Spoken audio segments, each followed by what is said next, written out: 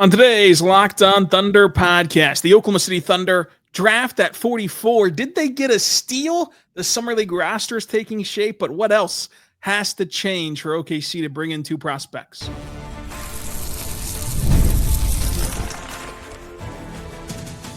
You are Locked On Thunder, your daily Oklahoma City Thunder podcast. Part of the Locked On Podcast Network, your team every day.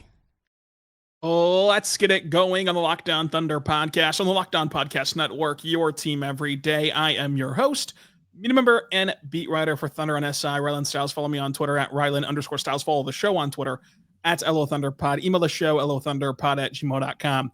On today's show, we're talking draft, so why not run it back with Brandon Rahbar, DailyThunder.com's beat writer, OKC Dream Team member, to discuss the Thunder staying put at 44. Thank you, Sam Presti, for generating more content as they draft a possible steal, the Summer League roster taking shape, and we also get a look at previewing what else has to happen this offseason now that they've officially brought in two prospects. But Brandon, Brooks Barnhizer is what I've heard on the clips. I mean, the commentators throughout the old Big Ten have all said it differently. I think it's Barnhizer. I think it's Barnhizer. I believe it's Barnhizer. I've been saying Barnhizer. Yeah, I've been saying Barnhizer. Let's go with Barnhizer. It kind of sounds like a comic book superhero, like his alter ego when he's working like his regular day job, like Brooks Barnhizer, like ace reporter for the Daily Bugle. It's kind of what it sounds like to me.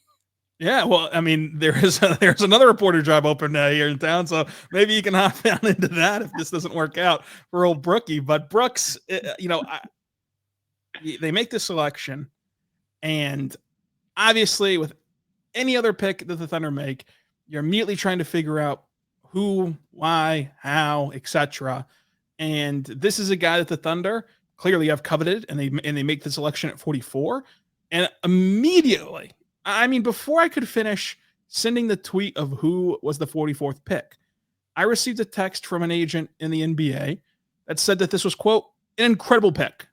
One of the smartest players in the draft, great size and great work ethic, easy path to impact in a couple of years, end quote. And why I found that noteful was that, again, completely unprompted. I was not texting around, what do you think? What's the vibe on this guy? Just unprompted, and it's not his agent. It's a completely separate agency who just, obviously, agents, if you don't know, like throughout the entire draft process, they're scouting guys and trying to figure out who should they bring in? Who should they want to represent? So like the agents know a lot because it's kind of their lifeblood to know who's going to hit, who should they try to represent. And for him to make such an impression on an agent that did not end up getting to sign Brooks Barnhizer, I thought was very noteworthy. So I do think that this pick is interesting for OKC. All signs point to it being a two-way contract, which is expected. Now, the Thunder did have, their full allotment of three heading into the offseason of Flagler and Alex Dukas. And then you see them have also Brendan Carlson. Obviously, two-way contracts, year-to-year thing and easy to change. We don't know who of the three would be changing if the indications are correct and that Brooks is a two-way guy like we expect. But Brooks, I think he's a really feisty player and worth taking a shot on, Brandon. Yeah, I really like what I know about Brooks Barnhizer. And what I know about him is he stuffs the stat sheet. 17.1 points, 8.8 rebounds, 4.2 steals, 4.2 assists, 2.3 steals, and 1.1 blocks. Like, that is stuffing the stat sheet all across the board, impacting the game in every single way. His coach, if you watch some clips of his coach at Northwestern talks about him, loves the guy. Like, tried to play through injury. He had a foot injury. Actually, coincidentally, much like Thomas Sorber, his season was cut short due to a foot injury, but he wanted to play through it. He tried to play through it. His Northwestern coach, Collins, kind of broke down, got emotional talking about him because he loves the game so much and wanted to keep playing through this injury. He's just one of those guys. He's one of those thundery guys Defensively, like if you're wondering, like, okay, so how come the Thunder didn't get a guy that's a 3-point shooter? Because they need to address some 3-point shooting. You draft Thomas Sorber, add him to this defense. You get Brooks Barnheiser on a 2-way, possibly add to this defense. Like, you don't need 3-point shooters if you're holding the opponent to 1 or 2 points per game. I guess that's the strategy. Just pitch shutouts, and you don't have to worry about 3-point shooting. I really like Barnheiser's overall game.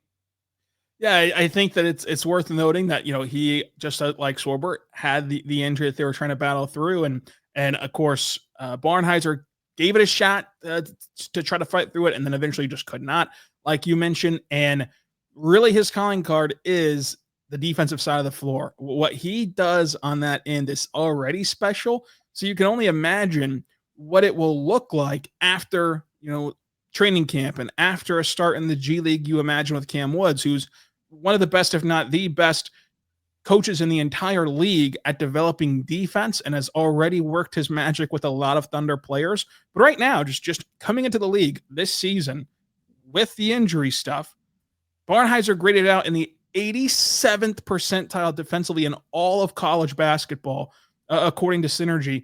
He limited matchups to 0.7 points per possession in all settings, but whenever you scope in on how he defended spot-up shooters, that's a 75th percentile defender, even in that regard. And then when you look at how he defends the pick and roll, that's where you're going to find the success for Barnhizer. He limits matchups in the pick and roll as a pick and roll ball handler to 0.514 points per possession because he has really good screen navigation.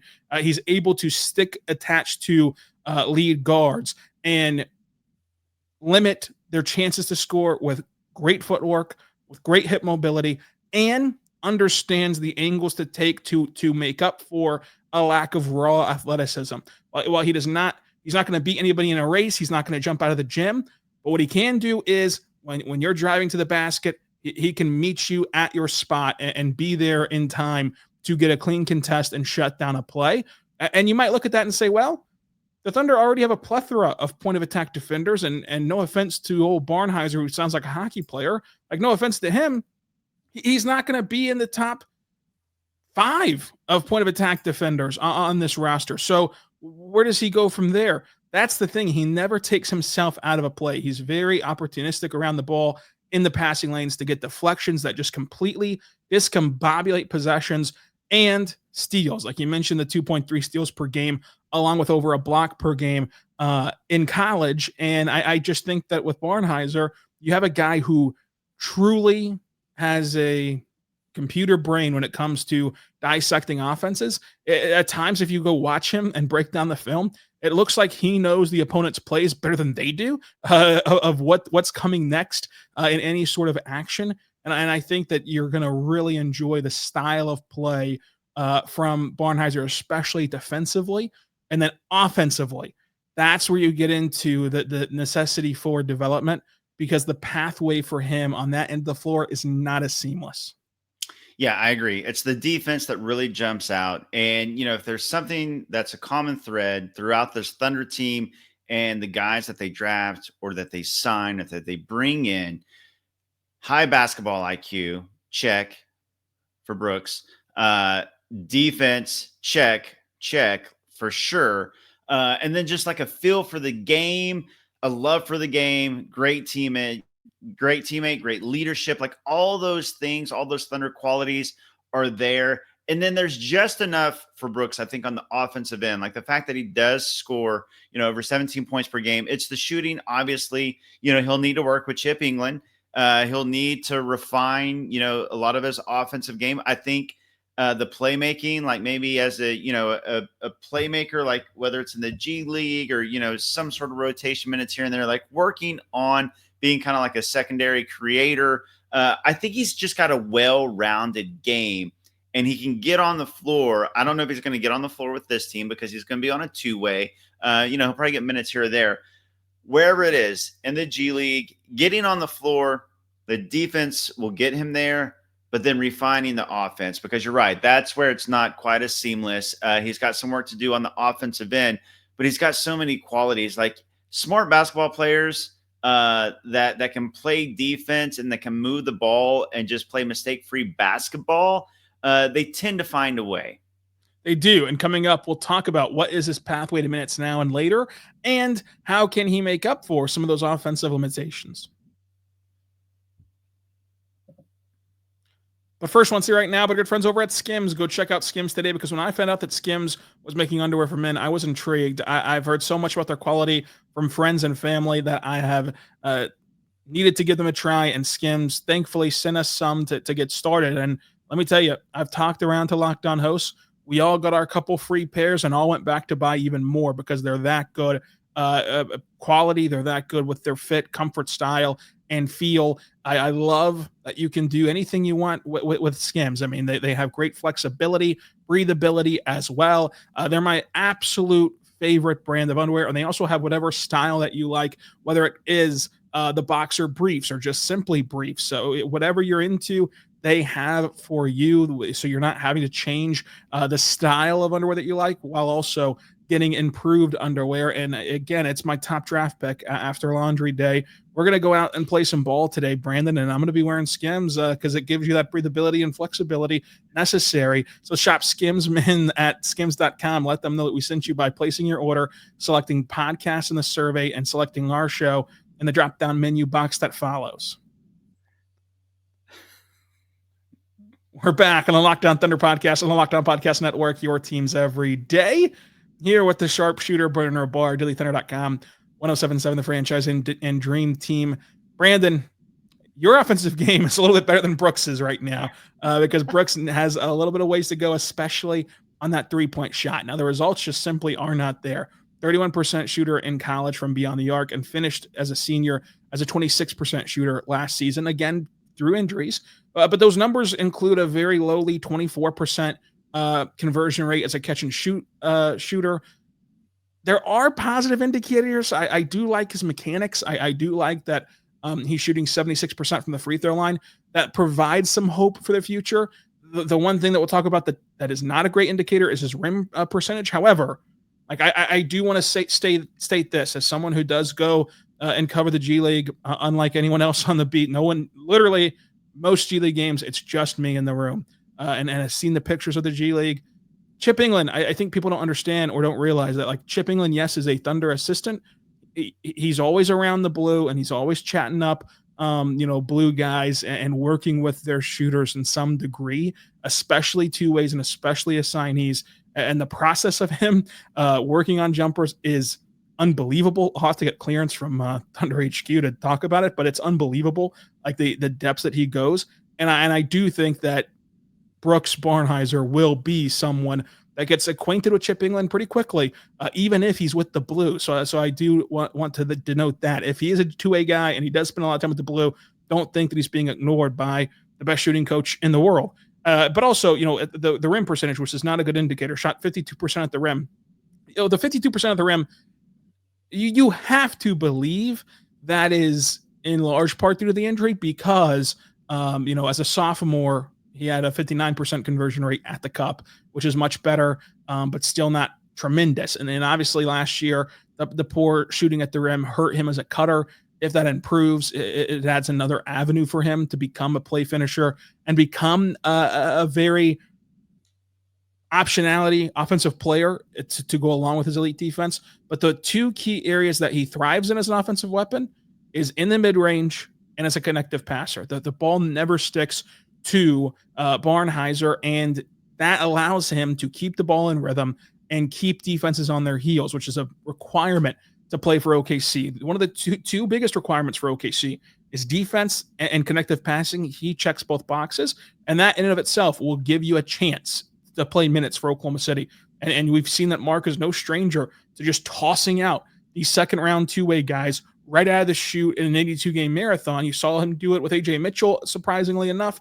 You can see him do it this year, perhaps in a surprise with Barnhizer, because it's going to lead to him. Like, these two traits are going to lead to him having a really good training camp. Like, he defends his butt off. He has a high motor, and he's going to be able to keep the ball where it needs to go without turning it over. Like, that's going to lead to him impressing come October, which maybe leads to some early opportunities. But right now, The only way that he puts the pumpkin in the patch is in the mid range, and I don't know how valuable that is for the current iteration of the Thunder, considering the skill set overlap that he shares with the Thunder's already half court offense, like already in place. So I do think that he needs to improve from 3-point land and at the rim to really become effective. Yeah. So on this Thunder team, obviously they just won a championship. They have top end talent. They have mid-tier talent. They have depth. Like, you start to go through the roster. And right now there's 16 guys. Obviously another move is coming. And you're like, okay, well, one of these guys is going to be on the team. And then Brooks is, likely going to be on a two-way. And you got a couple more two-way spots to fill. All these guys can play. All these guys really are rotation minute in the NBA guys. And most teams can't say that. So I think it's like easy to dismiss a second round rookie on this team with this depth that won a championship. It's like, whatever. I will say this though, like you said, nobody thought AJ Mitchell was going to get any rotation minutes last year. Not only did he get rotation minutes, he got him from the jump. And not only did he get him from the jump, he made an impact in those games. Obviously, he had the injury and, that changed things for him. I think he was tracking to make an all-rookie team before that. He really impressed.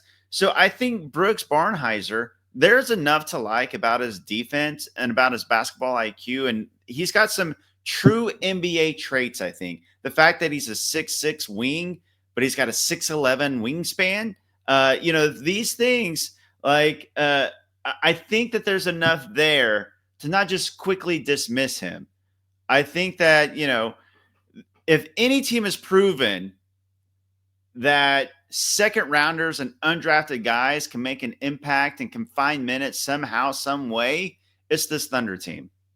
Yeah, I mean, his rise up jumpers did get him 17 points per game as a senior through injury. And so he does have a little bit of creation in the mid range. That's good offensively, and the connective passing. Look, we're not going to have to sit here and change our shorts after this pod the way we had to after we talked about Thomas Sorber. But right. I do think that it is something that you can't just shoo away if you are Oklahoma City, because with what we just laid out there of what his pros and his cons are as a player, who amongst us is ready to question Oklahoma City when it comes to taking a player with these foundational skills and having the opportunity to turn him into a legit contributor? I am not. I'm not going to question their ability to do that, because the foundation is so good and their track record is so good at both the G League and the NBA level of overhauling players and kind of pushing players in the right direction and getting them up to speed. So, I would give this grade a B+ when you factor in the circumstances of, hey, it's just a second round pick. It's one of your 3 two-way guys, but he does all this stuff super well that gets you intrigued, and he's not someone who you can just shove in a corner and not really care about. So I'll give it a B+. Where's your grade at for old Brooks Barnheiser?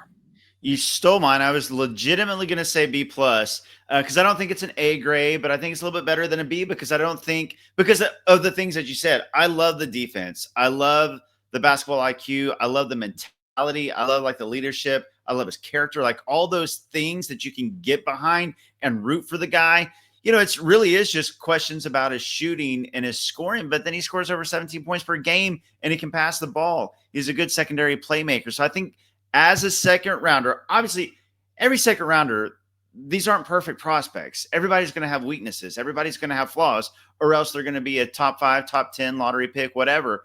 Even the late lottery picks, even the top 10 picks, sometimes you'll find weaknesses and flaws. They're not going to be perfect. So at this point in the draft, to get a guy that plays elite level type of defense and has some versatility and has just a well-rounded game where he's averaging 17, 9, 4, 2, and 1, stuffing the stat sheet, I'm going to have to go B+. because I think it's a little bit better than B, not quite an A. So I'm going to steal your grade, Rylan. No, that's perfectly fine. That's synergy, as they call it. And I do want to put a bow on his shooting, because I do like his shot mechanics. I don't think that him getting acquainted with Chip England is a bad thing in the sense of having to retool everything. It's just that Chip is really good. And I think that we only think of Chip as a shot doctor of reconstructing a guy's entire jumper. But no, he gives these guys like little tips and tricks of just mentality of how to pick their spots, of how to create separation, of how to get shots off in a tight window. That will help. But more importantly, even of like, I don't want to act like it's all on Chip.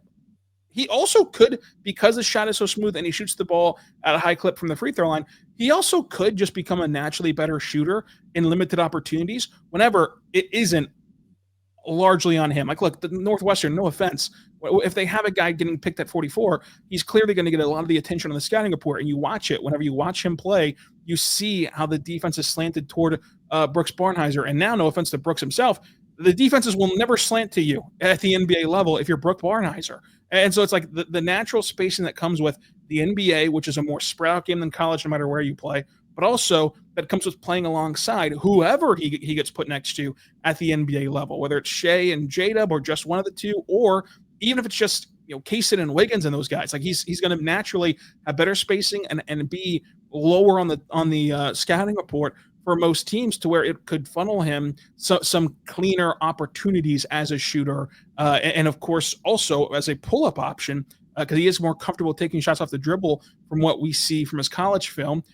Even then, if you're doing it against the team's A defender versus a team's D defender, you imagine that it's going to make your shot look a lot better. So there are pathways that are realistic for him to improve this as quickly as right now that I do find interesting. I also find interesting, like, what does Summer League look like for this Thunder team?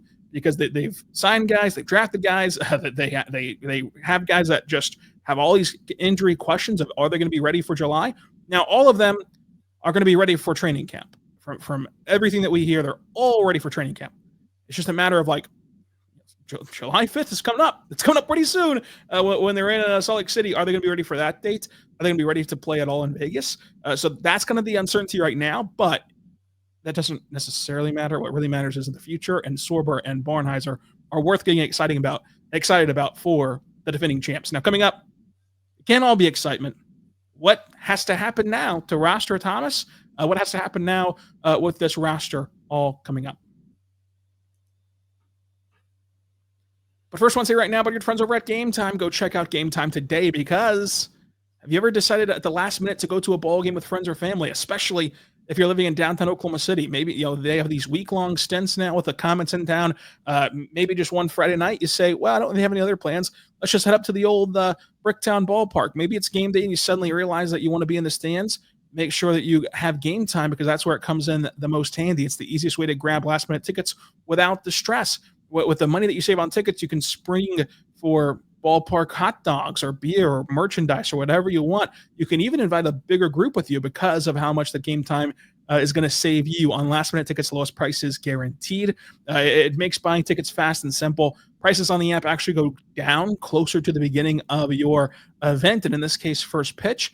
And Brandon, you have kids. Some of my best memories as a child is going to AAA baseball with the old man. So if you're looking for a fun summertime way to get in on some brownie points with your little ones, go take them to a Comets game and take the guesswork out of buying tickets with Game Time. Go download the Game Time today, create your account, and use code LOCKEDONNBA. That's creating your account using code LOCKEDONNBA for $20 off your first purchase. Terms and conditions apply. Again, create your account, redeem code LOCKEDONNBA for $20 off your first purchase. Download the Game Time app today. What time is it? Game time. We're back on the Lockdown Thunder podcast on the Lockdown Podcast Network, your teams every day. You're talking with Brandon Rahbar, DailyThunder.com, and OKC Dream Team. And second straight night on Lockdown Thunder, discussing the NBA draft. So the Sorber one went over really well. I appreciate everyone that was listening to that because it certainly jumped. I did not know that he had such a cult following in a good way, because he's really, really awesome, and we found him to be really awesome. So if you want more details on Thomas Sorber, go check that out from yesterday's show. But Brandon, they have to make some roster decisions now that they've drafted 2 rookies, and they have a roster that's chock full right now. As of this moment, they have 15 standard contracts filled with 1 guy remaining that needs a spot. Like once you've announced the pick and once you've made the pick, like first round picks need that standard contract spot, so they're going to have to move on from somebody. Now let's go backwards though, because Brooks Barnheiser is just simply easier to discuss. Like we said, every indication is that he's a two-way guy, so let's work under that premise for now. Let's work under the premise that he's a two-way contractor. I love Adam Flagler. I'm fine with Alex Dukas. And I think that Brandon Carlson really, really showed you a lot, right? So you only get 3 spots. And right now, those are 3 guys that the organizations felt pretty good about. But to me, it's Alex Dukas that, like, if you only wanted one new 2-way deal, of those 3 guys, I'd feel good moving on from Alex Dukas and putting Brooks Barnheiser in his place. But it could really be any of the 3, and none of the 3 are of great consequence to lose, frankly. Just being honest, I would prioritize from a basketball standpoint keeping Carlson, Flagler, Dukas, but I could see the list going in either way. Well, what's your list on prioritization of one has to go, kind of start, bench, cut, the current 2-way guys? I think I speak for every Thunder fan watching or listening to this right now is saying Brandon Carlson is easy number 1. Start him, keep him, however we're playing this game, whatever the name is. He's number 1, Brandon Carlson. I think you can make an argument either way for Flagler or Dukas. Dukas a little newer to the program, maybe see what he has left. But Flagler, I think the upside with the shooting, I think they like having him around. I think either way, I really like the idea. Let's go Carlson, Brooks, and Flagler. I like it because that's what you did. That's what you did, wasn't it? Yeah. Yeah. But I've already got Brooks at number 2. I like it because I do think that with Flagler, like, I'll admit I'm biased. I mean, I love Flag. We have a good relationship, and I'm biased. And he's been on the pod before, so he's the only Thunder player to be on the pod. So I'm biased, but I know that nobody like cares or sees it. Again, not even on this beat. Like they don't go out there to the blue. But what Flagler's able to do to allow you to play the true Thunder system in the G League is very valuable. It's very, very valuable for guys like Barnhizer to go to the blue and play the way the Thunder want to play and maximize those minutes. So I think that does matter. And Dukas was sadly for him hurt basically the entire season, from injuries with Summer League to injuries with the G League, to where he didn't get a ton of run. And so to end that experiment after not a ton of run would be sad. Again, I can see it being any of the 3 that aren't returning. But that's kind of how I would personally rank it, and we'll just have to see how it unfolds. But no one truly cares, all due respect to those 3 guys, about that. What they care about is how you get Thomas on the roster and who you've got to let go of. Is it as simple as Dillon Jones or Ousmane Dieng, Brandon? Yeah, I think it comes down to that. Like, you go through the roster and you just realize this team's depth is so nuts. I mean, SGA, Dort, J-Dub, Chet, Hartenstein, obviously starters. Then you got Topic is going to be in the fold. AJ looked great last year in his limited minutes before he got hurt. Isaiah Joe, Casey Wallace, Aaron Wiggins, Caruso, Kenrich Williams, Jay Will. That's 15 guys when you add Dieng and Jones, and then 16 with Sorber. So I think it's as easy as Dieng and Jones, because all those guys that I said before, Dieng and Jones, like, are NBA rotation players. Those guys deserve minutes in the NBA, whether it's with the Thunder, whoever. Like, they deserve to be on the floor. Like, when the last guys I'm mentioning, I mean, I don't even know who the last guys are. All these guys, I think, and we saw this play out, by the way, in the playoffs. Any given night, it could be a Kenrich Williams night, or it could be a J. Will night, or it could be an Isaiah Joe night. And obviously, some of those guys, it's an every night thing. But this depth is just crazy. Dieng, I still think, has some upside. I truly do. He's still incredibly young. I think he's got the physical tools. I think he's flashed some real potential in his minutes, and then he gets hurt. Then he comes back, unfortunately, gets hurt again. Like, he hasn't been able to kind of put together a consistent streak of healthy games where he's really flashed. But I still think that Ouz is an NBA player. I just don't know if he gets those minutes in OKC. And then Dillon Jones, obviously, he was a rookie last year, so we have very little to go on. But I think all those other guys are NBA rotation guys. Ouz, though, this is going to be the last year of his contract. And Dillon Jones still has all those years left of his rookie contract. Yeah, I think that Ouse is much closer to being an NBA player, and I think that he has the shot to be the NBA player versus Dillon Jones. It's just really tough to see a pathway. Having watched him with the G League, having watched him in his limited Thunder minutes, I was excited about the possibilities of Dillon Jones post draft last year. I thought that he was an interesting build with interesting skills. They just haven't translated at either level, frankly. I mean, like the skills that he had at Weber State did not show up for the Blue, and he was trying to learn a new position. So maybe he's just more comfortable next year, and things start to work out for him. I will give him the benefit of the doubt there. I think from a basketball standpoint, Ousmane Dieng is better to keep around if you're just trying to get the best, most talented roster for next season. If you think of it in the realm of like ratings, if you rate every single player like 2K does, if you want the best roster, you'd keep Ouse. However, there's also the business side of it. There's also the complexities of actually making this happen. And it's more palatable for teams to take on a flyer on Ouse, who has $6.6 million left on an expiring contract, than to take on Dillon Jones, who's in the second year of his rookie contract, where he's getting paid this year, he's getting paid next year, and then the year after that, he'll finally be expiring, to where I do think that it's going to be easier for the Thunder to find a partner for Ouse, because even if you don't believe in Ouse's upside and you don't believe in Ouse's ability to be good, the simple matter is, if you take that $6.6 million deal this summer and you can afford to take it on if you're the other team, and for the Thunder, you get off of it because, not the money, but because of the need for a roster spot. If you can take on that contract, it then allows you flexibility heading into the season, because it just is another deal that you can throw in at the deadline to make a trade work. And so we saw the Thunder kind of combine a lot of salaries to go trade for Gordon Hayward, which Gordon Hayward, not a good player for OKC, but what did it breed them? It bred them an ability to have Gordon Hayward now and expiring, and all those guys like Micic and Trey Mann, etc., falling off the books to go get Isaiah Hartenstein in the summertime. So that's where the math can get a little far out if you're looking at who they're going to pick to let go of and who other teams would pick to bring on. So I think that right now, when you look at it, a lot of people nationally will talk about AJ Mitchell and J Will because they have team options. I think that AJ Mitchell has a chance to have his option, and I think that I would bet on his option being declined and then being re-signed to a long-term deal, but that still is a standard contract spot.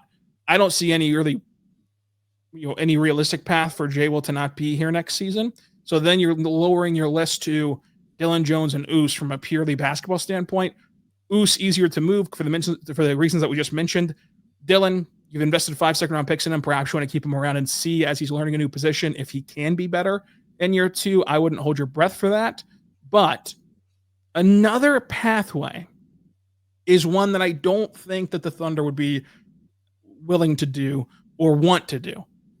And that would be like combining Joe and Wiggins, who are on bargain contracts, who are on contracts that, like, to make this sustainable, you need to keep around, which is why I don't think that they necessarily should do this. And I also don't think that they're wanting to do this, of just combining Joe and Wiggins to go get one player like a Cam Johnson, for example, who Cam Johnson, I think that it's a no-brainer, and it goes without saying that Cam Johnson for those two guys is an upgrade. But Cam Johnson's contract, in conjunction with those, moving on from those two guys who are on a more cost-effective deals, would throw a slight wrinkle into things. We'd have to rework some things otherwise if you're the Thunder, but that is an option. And with Sam Presti, you have to expect the unexpected if you were going to do this as a pie chart. Because to me, and you can disagree if you want, I don't know if you will or won't.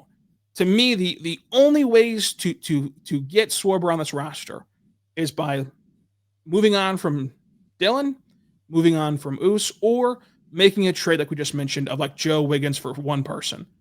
Is there any other option that you see on the table? And if there's not, what would be the pie chart of percentages that you'd give those 3 outcomes to happen? Rylan, I want to speak for all Thunder fans watching or listening to this again. After that Aaron Wiggins speech at the Paycom celebration, he is untouchable. Like, it goes Shea, then Wiggins, as far as like untouchables. And J Will third. Yeah, and J Will. Yeah, J Will too. J Will's right there. He's third. No, I do agree with you. I think that the most likely and logical and easiest path is either Ouse or Dillon Jones.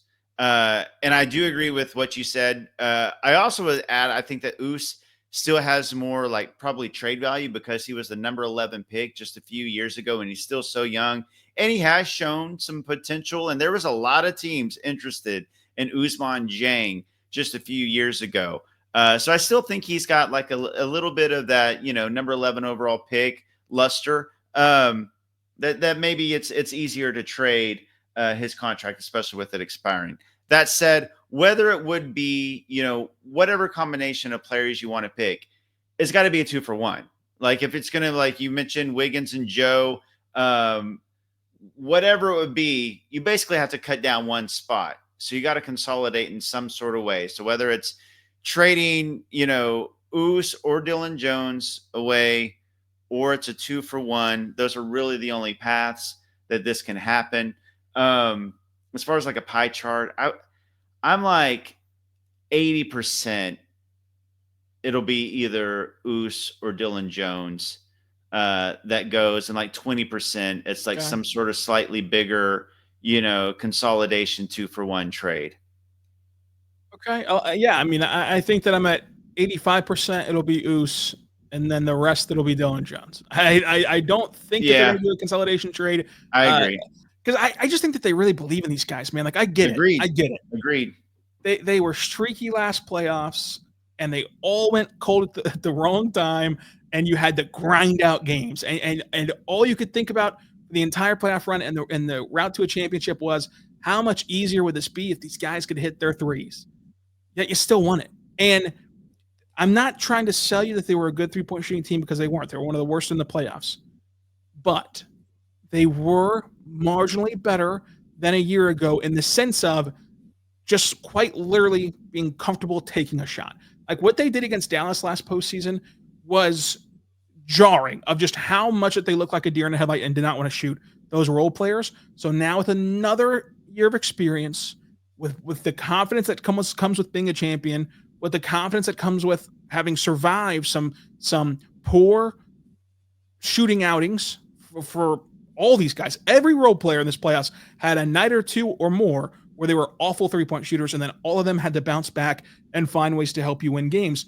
And now that they've gone through that, I think that they believe, and I don't know this to be fact, but I just from what you gather, I believe that they have full confidence in the internal improvement of those guys from three to where they're not.